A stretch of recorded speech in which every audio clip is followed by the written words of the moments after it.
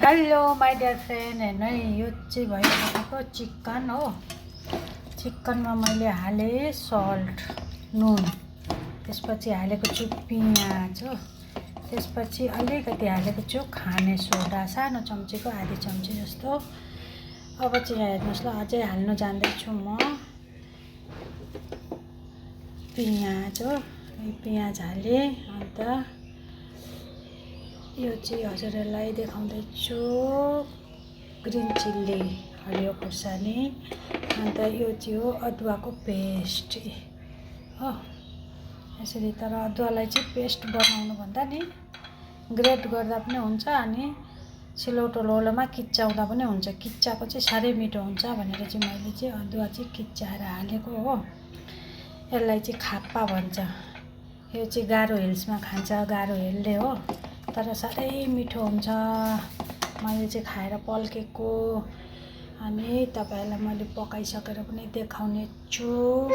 अब चाहिँ म पहिला ग्यास अन गर्नु जाँदैछु।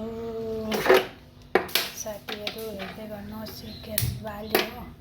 अब चाहिँ मैले यहाँ राखिदिएँ चिकन। अब चाहिँ यसलाई भुट्नु हुँदैन।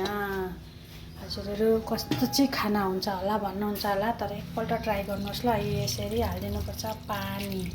पानी चाहिँ नि यो मासु छोप्पिने गरी हाल्नुपर्छ है। मासुलाई यसरी छोप्पिने गरी हालिदिनुपर्छ। यसमा चाहिँ साथीहरू हजुरहरूले नोटिस गर्नुभयो कि भएन, यसमा चाहिँ हर्दी तेल चाहिँ हाल्नु हुँदैन है।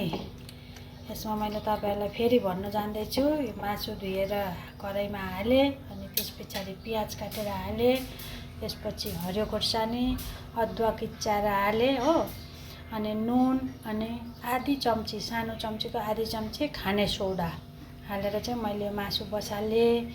यहाँ चाहिँ मैले हेर्नुहोस्, यो धनियाँ काटेर राखेको छु, यो चाहिँ लास्टको।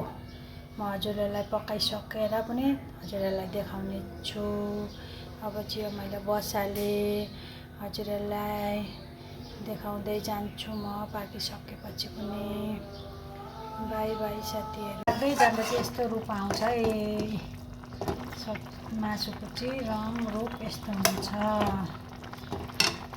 हेलो साथीहरू, यो मेरो खाप्पा पाकिसक्यो हो। यो हरियो हरियो हेर्नु हुँदैछ, यो चाहिँ धनियाँ पत्ता हो। यो चाहिँ पाकेर निकाल्ने बेलामा चाहिँ हालेर निकाल्नुपर्छ हो। यसमा चाहिँ साथीहरू खोर्सानी चाहिँ अलिकति बेसी हाल्नुपर्छ। अनि यसलाई चाहिँ गारो हिल्सको हाम्रो जस्तै हो, उनीहरूको एकदम स्वादिष्ट खाना, तर साँच्चै नै ओभरै स्वादिष्ट हुँदो रहेछ नि त। एकपल्ट चाहिँ ट्राई गर्नुहोस् ल सबैजनाले, अनि मलाई पनि भन्नुहोस् कस्तो लाग्छ हजुरहरूलाई।